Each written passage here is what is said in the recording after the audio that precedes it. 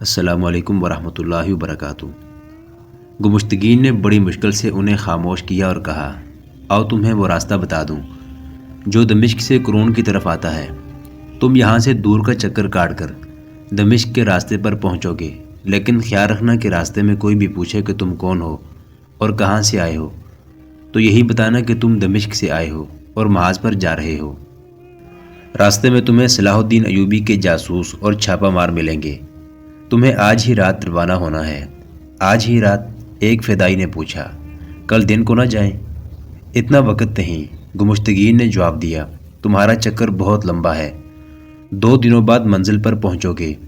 گھوڑوں کو آرام دیتے جانا، ورنہ تھکے ہوئے گھوڑوں سے وہاں سے بھاگ نکلنا دشوار ہو جائے گا۔ گمشتگین نے بکس سے کپڑے نکال کر انہیں کہا کہ یہیں پہن لو۔ اس نے دربان سے کہا کہ وہ 9 گھوڑے لے آؤ جو میں نے الگ کروا رکھے ہیں۔ آدھی رات کے بعد 9 گھوڑ سوار گمشتگین کے کیمپ سے دور اس سمت جا رہے تھے جدھر دمشق سے قرون ہما کو راستہ جاتا تھا۔ اگلے گھوڑ سوار کے پاس سلطان صلاح الدین ایوبی کا جھنڈا تھا اور باقی 8 کی برچھیوں کی انیوں کے ساتھ چھوٹی چھوٹی جھنڈیاں بندھی تھی۔ اسی روز جس وقت گمشتگین اپنے سالاروں اور کمانڈروں کو اشتعال انگیز تقریر سے جوش دلا رہا تھا، سیف الدین اور حلب کی فوجیں بھی ایسی ہی اشتعال انگیز تقریریں سن رہی تھی۔ حلب کا ایک سالار گھوڑے پر سوار اپنی فوج سے کہہ رہا تھا، یہ وہی صلاح الدین ہے جس نے حلب کا محاصرہ کیا تھا۔ تم نے اسی صلاح الدین کو اور اس کی فوج کو حلب سے بھگایا تھا، رب کعبہ کی قسم۔ یہ روایت جھوٹی ہے کہ صلاح الدین جس قلعے اور جس شہر کو محاصرے میں لیتا ہے اسے فتح کر کے دم لیتا ہے۔ وہ حلب کے محاصرے میں کیوں کامیاب نہیں ہوا تھا؟ اس نے محاصرہ کیوں اٹھا لیا تھا؟ صرف اس لیے کہ تم شیر ہو، تم جان پر کھیل جانے والے سرفروش ہو۔ تم نے شہر سے نکل کر اس پر جو حملے کیے تھے انہیں وہ برداشت نہیں کر سکا۔ فتح اس کی ہوتی ہے جس پر خدا خوش ہوتا ہے۔ خدائے ذوالجلال کی خوشنودی تمہیں حاصل ہے۔ صلاح الدین ایوبی پر خدا خوش کیوں ہوگا؟ وہ لٹیرا ہے، اس نے دمشق پر قبضہ کیا اور اس شہر کے لوگوں کی اس نے جو حالت کی ہے وہ وہاں جا کر دیکھو، کسی عورت کی عزت محفوظ نہیں رہی۔ ہمیں دمشق چھوڑ کر حلب آنا پڑا، ہمیں وہاں واپس جانا ہے، ہمیں صلاح الدین ایوبی سے انتقام لینا ہے۔ اور اللہ کے سپاہیوں، یہ نہ سوچنا کہ تم مسلمان ہو کر مسلمان فوج کے خلاف لڑنے جا رہے ہو۔ وہ مسلمان کافر سے بدتر ہے جو مسلمانوں کے شہروں کو فتح کرتا پھر رہا ہے۔ تم پر ایسے مسلمان کا قتل خدا نے فرض کر دیا ہے۔ خلافت کے محافظوں، تمہارے دشمن صلیبی نہیں، صلاح الدین ایوبی اور اس کی فوج ہے۔ صلیبیوں کو دشمن اس شخص نے بنایا ہے۔ نور الدین زنگی نے قوم پر سب سے بڑا ظلم یہ کیا ہے کہ صلاح الدین کو مصر کی امارت دے دی، ورنہ یہ شخص چھوٹے سے ایک جیش کی کمان کرنے کے بھی قابل نہ تھا۔ میں اسے اپنی فوج میں سپاہی کی حیثیت سے بھی نہ رکھوں۔ آج اس شخص کی موت اسے ان چٹانوں میں لے آئی ہے۔ اب اس کے سامنے تمہاری تلواریں، تمہاری برچھیاں اور تمہارے گھوڑے ہوں گے، اور اس کے پیچھے چٹانیں اور پہاڑیاں ہوں گی۔ تم اسے اور اس کی فوج کو پیس کر رکھ دو گے۔ تمہیں حلب کی توہین اور بربادی کا انتقام لینا ہے۔ اگر تم نے صلاح الدین کو یہاں انہی پہاڑیوں میں ختم نہ کیا تو وہ سیدھا حلب پر آئے گا۔ اس کی نظریں حلب پر لگی ہوئی ہیں، وہ تمہیں اپنا غلام بنانا چاہتا ہے۔ تمہاری بہنیں اور بیٹیاں اس کے سالاروں کے حرم کی زینت بنیں گی۔ اگر میں جھوٹا ہوں تو نور الدین زنگی کا بیٹا جھوٹا نہیں ہو سکتا، سیف الدین والی موصل جھوٹا نہیں ہو سکتا، گمشتگین جھوٹا نہیں ہو سکتا۔ اگر اتنے امراء جھوٹے نہیں ہیں تو اکیلا صلاح الدین ایوبی جھوٹا ہے۔ یہی وجہ ہے کہ اسلام کی 3 فوجیں اسے کچلنے کے لیے آئی ہیں۔ تم سب بچے ہو، غیرت اور حمیت والے ہو۔ ثابت کر دو کہ غیرت اور حمیت کی خاطر تم اپنے بھائی کا بھی خون بہا سکتے ہو۔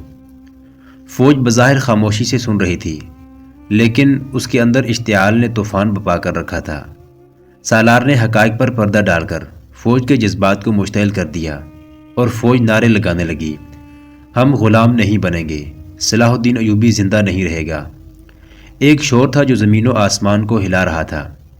سیف الدین کے کیمپ کی بھی کیفیت جذباتی تھی، وہ بھی اپنی فوج کے جذبات کو بھڑکا رہا تھا۔ اس نے سپاہیوں کے لیے یہ سہولت بھی پیدا کر دی تھی کہ 2 علماء سے یہ فتویٰ لے لیا تھا کہ میدان جنگ میں روزہ فرض نہیں۔ تمام فوج خوش تھی۔ سیف الدین نے کہا کہ ہم اس وقت حملہ کریں گے جب صلاح الدین ایوبی کی فوج کا دم خم ٹوٹ چکا ہوا، پھر ہماری منزل دمشق ہوگی۔ دمشق میں بے انداز دولت ہے جو تمہاری ہوگی۔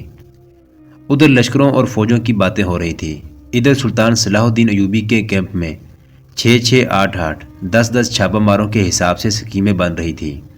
سلطان صلاح الدین ایوبی نے اپنی فوج سے کوئی خطاب نہیں کیا، کوئی جوشیلی تقریر نہیں کی۔ اس کی نظر اس زمین پر تھی جس پر اسے لڑنا تھا۔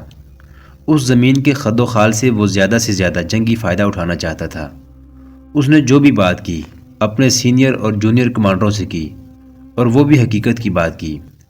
کبھی کبھی وہ اس وجہ سے جذباتی ہو جاتا تھا کہ اس کے مسلمان بھائی فلسطین کے راستے میں حائل ہو گئے ہیں اور مسلمان کے ہاتھوں قتل ہوں گے۔ اس کا اس کے پاس کوئی علاج نہیں تھا۔ وہ صلح اور امن کے لیے ایلچی بھیج کر اپنی توہین کرا چکا تھا۔ اب وہ تصادم کے لیے پوری طرح تیار تھا۔ اس نے مصر سے آئی ہوئی کمک کو اپنی سکیم کے مطابق تقسیم کر دیا تھا اور دشمن کے انتظار میں بے چین ہو رہا تھا۔ اس نے اپنے مشیروں سے اس خیال کا اظہار بھی کیا تھا کہ دشمن شاید یہ چاہتا ہے کہ پہاڑیوں سے نکل کر اس پر حملہ کیا جائے۔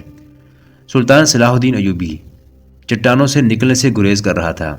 وہ دشمن کو پہل کرنے کا موقع دے رہا تھا۔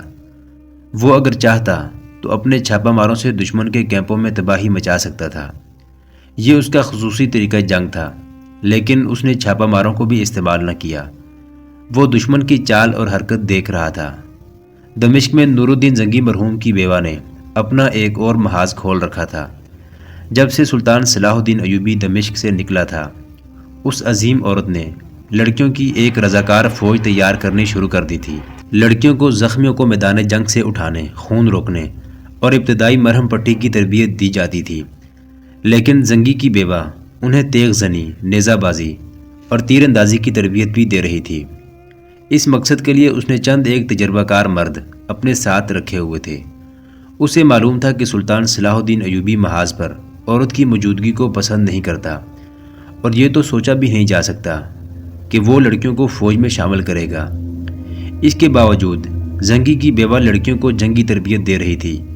وہاں کیفیت یہ تھی کہ کسی کو یہ کہنے کی ضرورت ہی محسوس نہیں ہوتی تھی کہ وہ اپنی بیٹی کو مرہم پٹی وغیرہ کی تربیت کے لیے بھیجا کرے۔ لوگ اپنی بیٹیوں کو تربیت کے لیے بھیج کر فخر محسوس کرتے تھے۔ 10-12 سال کی عمر کے بچے اپنے طور پر لکڑی کی تلواریں بنا کر تیغ زنی کرتے رہتے تھے۔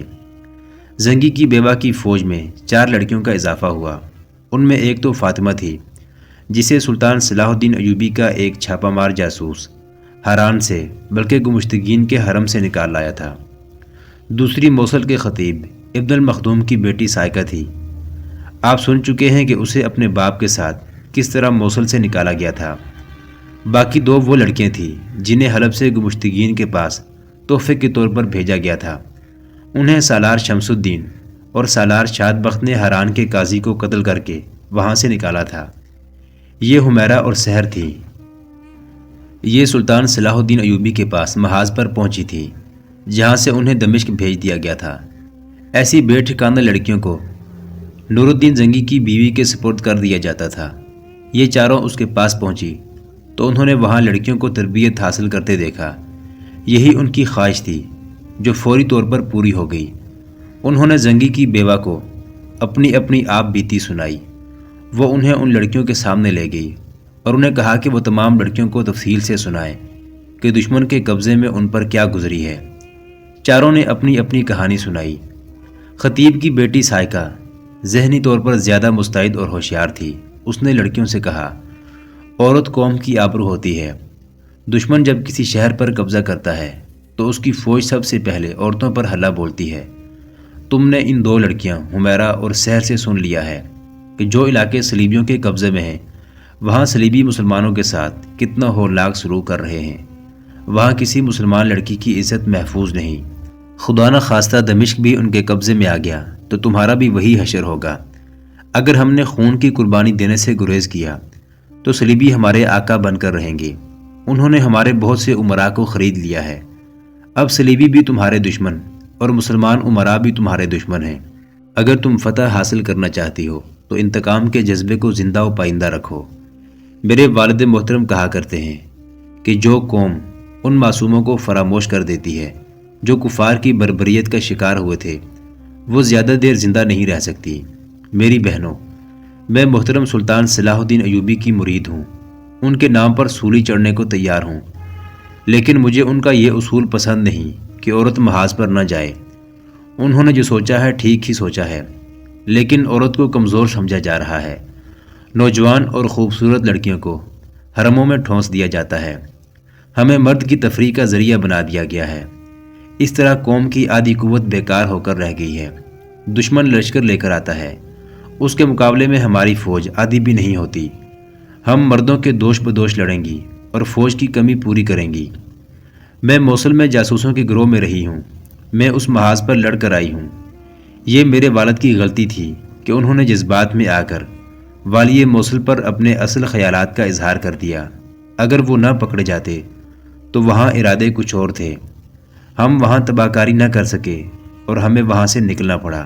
ان چاروں لڑکیوں کی آپ بیتی اور سائقہ کی باتوں نے لڑکیوں کے جذبے کی شدت میں اضافہ کر دیا۔ ان میں سے 400 لڑکیاں تربیت حاصل کر کے تیار ہو چکی تھیں۔ انہیں محاذ کے لیے روانہ کیا جانے لگا۔ چاروں لڑکیوں نے چند دنوں میں کچھ تربیت حاصل کر لی تھی۔ انہیں روک لیا گیا، لیکن ان میں انتقام کا جذبہ اتنا زیادہ تھا کہ وہ اس جیش کے ساتھ محاذ پر جانے کی ضد کرنے لگیں۔ فاطمہ، حمیرہ اور سحر کی ضد اتنی سخت تھی کہ تینوں رو پڑیں۔ ان کی آنکھوں میں خون اترا ہوا تھا۔ زنگی کی بیوہ نے انہیں بھی 400 کے اس جیش میں شامل کر لیا۔ ان کے ساتھ 100 مردوں کو بھیجا گیا۔ یہ رضاکار تھے، انہوں نے لڑنے کی تربیت حاصل کر لی تھی۔ ان کا کمانڈر حجاج ابو وقاص تھا۔ نور الدین زنگی کی بیوہ نے حجاج ابو وقاص کو ایک تحریری پیغام دے کر کہا، یہ سلطان صلاح الدین ایوبی کو دے دینا، میں نے سب کچھ لکھ دیا ہے۔ تم انہیں یہ بتانا کہ یہ لڑکیاں زخمیوں کی دیکھ بھال کے لیے تیار کی گئی ہیں۔ تم ایک بار پھر سن لو، ان لڑکیوں اور رضاکار محافظوں کو اپنے ساتھ رکھنا۔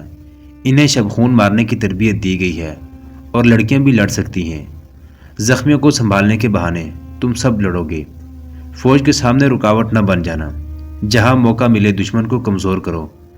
میں نے لڑکیوں کو بتا دیا ہے کہ دشمن کے ہاتھ زندہ نہ آئیں۔ وہ خود کہتی ہیں کہ پکڑے جانے کا خطرہ ہوا تو وہ اپنی تلوار سے اپنے آپ کو ختم کر دیں گی۔ 400 لڑکیوں اور 100 رضاکار مردوں کا یہ دستہ گھوڑوں پر سوار دمشق سے روانہ ہوا تو سارا شہر امٹ کر باہر آ گیا۔ لوگوں نے جانے والوں پر پھول برسائے۔ اس قسم کی صدائیں بلند ہو رہی تھی، واپس نہ آنا، آگے جانا، صلاح الدین ایوبی سے کہنا کہ دمشق کی تمام عورتیں آئیں گی، اللہ تمہیں فتح دے گا، اسلام کا کوئی دشمن زندہ نہ رہے۔ شہر کے بہت سے آدمی گھوڑوں اور اونٹوں پر سوار دور تک اس جیش کے ساتھ گئے۔ رمضان کا مہینہ تھا، راستے میں ایک رات پڑاؤ کرنا تھا۔ افطاری کے وقت سے کچھ دیر پہلے یہ قافلہ ایک جگہ رک گیا۔ لڑکیاں کھانے کی تیاریوں میں مصروف ہو گئیں اور مرد خیمے نصب کرنے لگے۔ اپریل کا مہینہ تھا، راتیں سرد ہو جاتی تھیں۔ گھوڑوں کے اس قافلے کے ساتھ اونٹ بھی تھے جن پر خیمے لدے ہوئے تھے، لیکن خیموں میں برچھیاں، تلواریں اور تیر و کمان لپٹے ہوئے تھے۔ سورج غروب ہونے سے ذرا پہلے 12 گھوڑ سوار آ گئے۔ یہ سلطان صلاح الدین ایوبی کے چھاپا مار تھے جو دمشق سے محاذ پر جانے والے راستے کی حفاظت گھوم پھر کر رہے تھے۔ انہوں نے لڑکیوں اور رضاکاروں کے قافلے کو دیکھ لیا تھا۔ ان 8 سواروں کو اپنی طرف آتا دیکھ کر امیر کارواں حجاج ابو وقاص آگے بڑھا۔ چھاپا ماروں کا کمانڈر انتانون تھا۔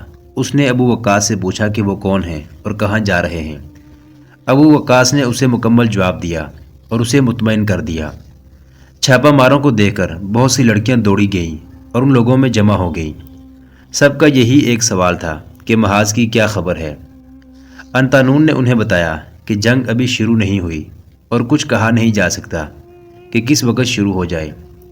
انتانون بولتے بولتے چپ ہو گیا اور اس کی نظریں لڑکی پر جم گئیں۔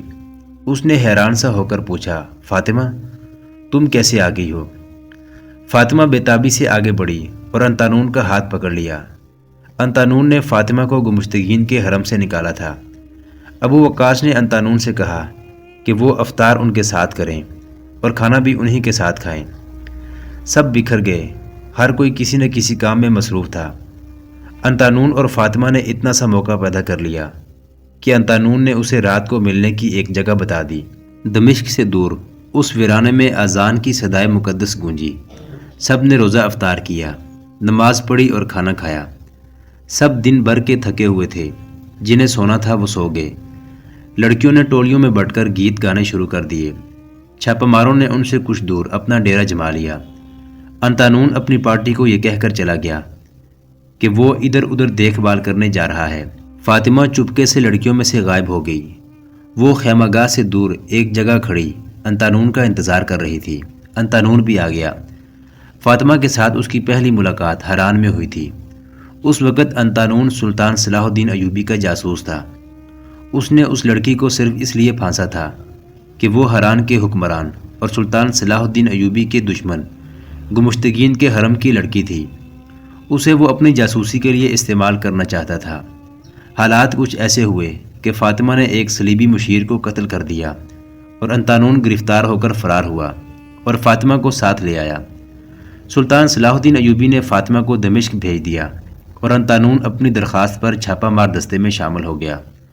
اب اتنے دنوں بعد فاطمہ اسے اچانک ملی تو انتانون نے بڑی شدت سے محسوس کیا کہ اس لڑکی کے بغیر اس کی زندگی روکھی پھیکی ہو گئی ہے اور یہ لڑکی اس کے دل میں اتر گئی ہے۔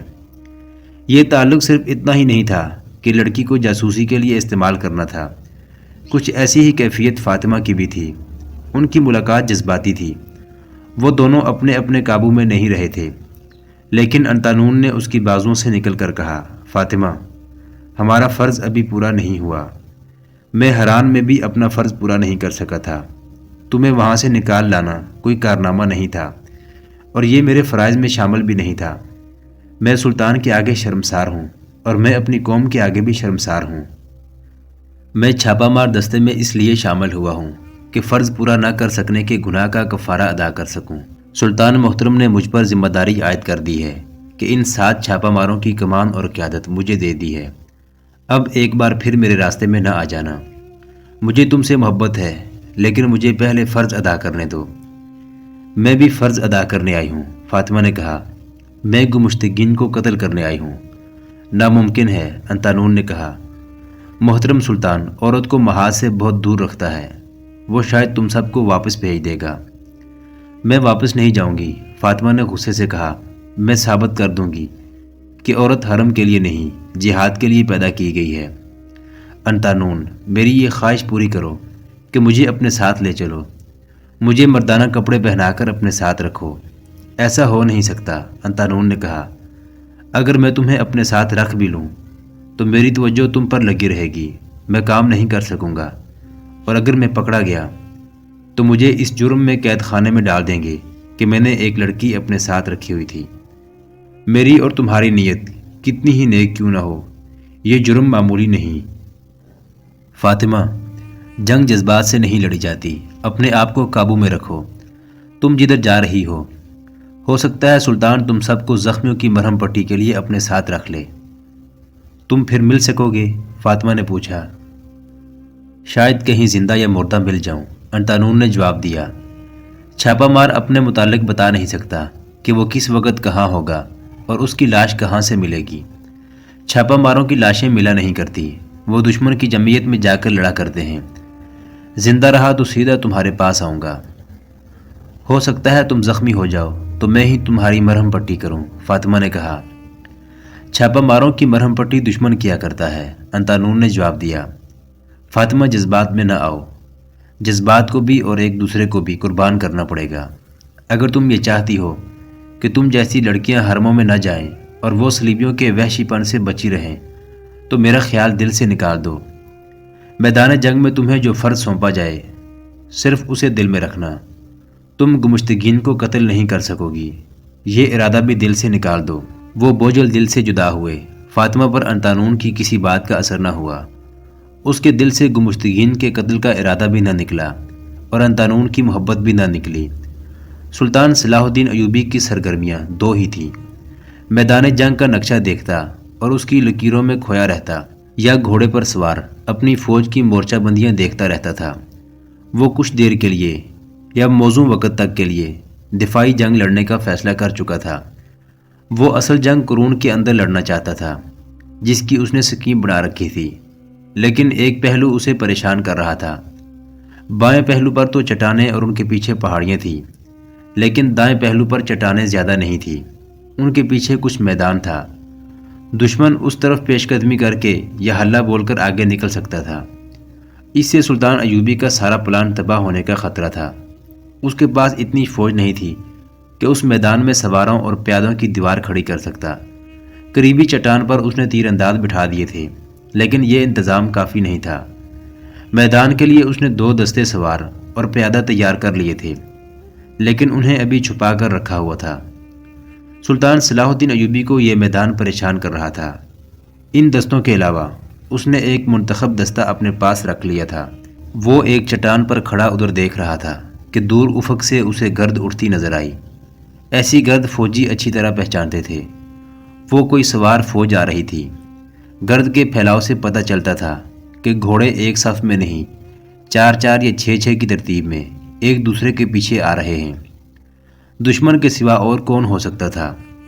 سلطان ایوبی نے غصے سے پوچھا، کیا اس راستے پر اپنا ایک بھی آدمی نہیں تھا؟ تیاری کا حکم دو۔ تیاری کے نعرے بج اٹھے۔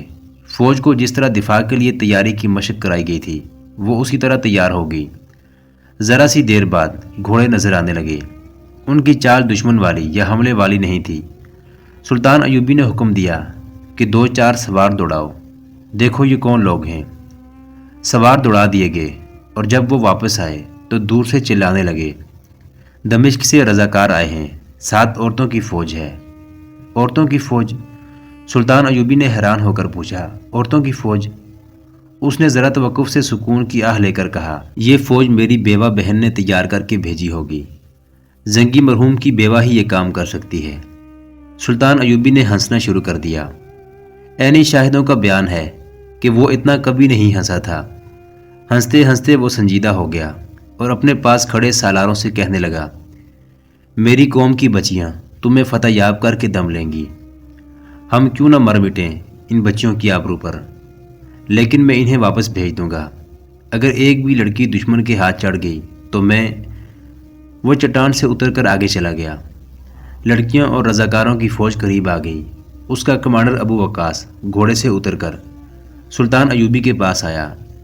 سلام کے بعد نور الدین زنگی کی بیوہ کا تحریری پیغام دیا۔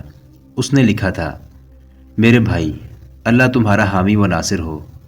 میرا شوہر زندہ ہوتا تو تم اتنے سارے دشمنوں کے سامنے اکیلے نہ ہوتے۔ میں تمہاری کوئی مدد نہیں کر سکتی، جو مجھ سے ہو سکتا تھا وہ پیش کر رہی ہوں۔ ان لڑکیوں کو میں نے زخمیوں کو سنبھالنے اور زخموں کی مرہم پٹی کی تربیت دلائی ہے۔ دوائیوں کا ذخیرہ بھی بھیج رہی ہوں۔ 100 رضاکار بھی ساتھ ہیں۔ بوڑھے فوجیوں نے انہیں جنگی تربیت دی ہے۔ تقریباً تمام کو شبخون مارنے کی مشق بھی کرائی ہے۔ یہ سب جوش اور جذبے والے ہیں۔ میں جانتی ہوں کہ ان لڑکیوں کو تم محاذ پر رکھنا پسند نہیں کرو گے۔ میں تمہارے خیالات سے آگاہ ہوں، لیکن یہ خیال رکھنا کہ تم نے انہیں واپس بھیج دیا تو دمشق والوں کا دل ٹوٹ جائے گا۔ تم نہیں جانتے کہ اس شہر کے لوگوں میں کیا جذبہ ہے۔